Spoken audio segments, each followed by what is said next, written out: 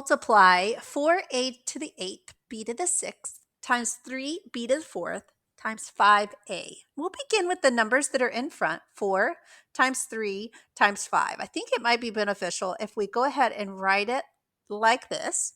Then let's do the a's. I've got a to the 8th times a single a.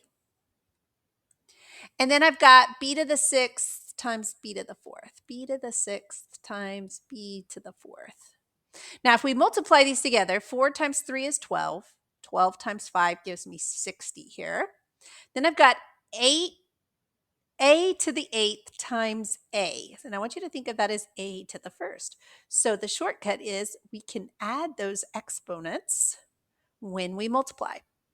Then we can do the same thing with the b's. We've got b to the 6th times b to the 4th. So we'll add those exponents together, and that gives me 60 a to the 9th, b to the 10th as my final answer here.